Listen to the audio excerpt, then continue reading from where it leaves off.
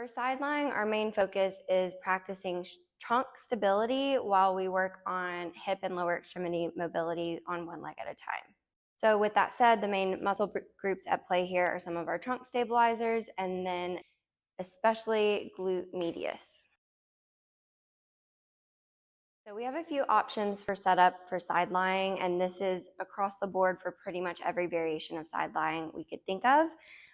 So one variation is all the way down on the floor. This is our most regressed position. You can have the arm propped underneath the head propped on the hand, or you can always place a ball under somebody's head as if it were a pillow.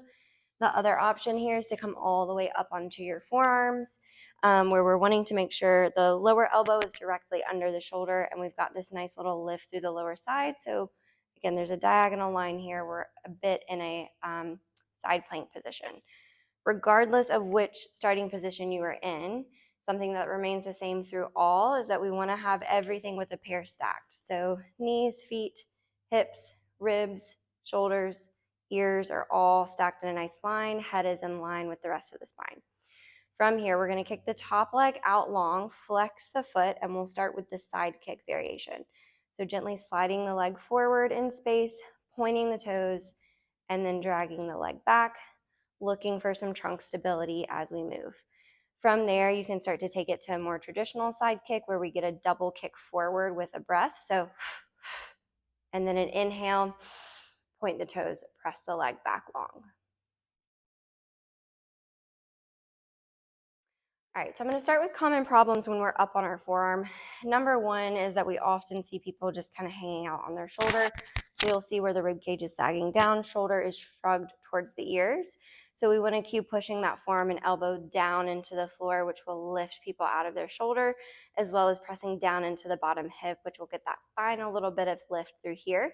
Another way to cue that would be to cue reaching the top hip out away from the top shoulder, so that we're not getting the scrunch in the waistline, but keeping both waistlines nice and long.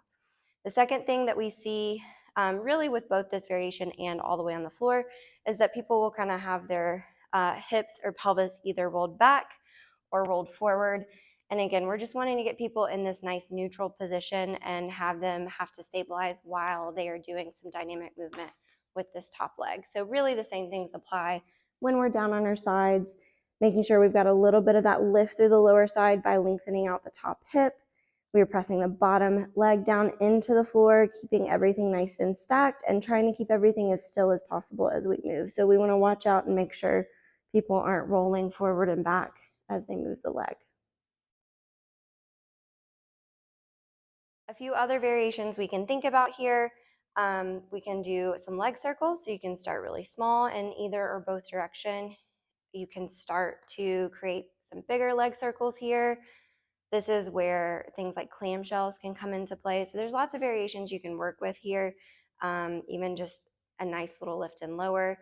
And then to add some challenge, we can also start to extend the bottom leg out long, so we've got a little bit less stability from that bottom leg.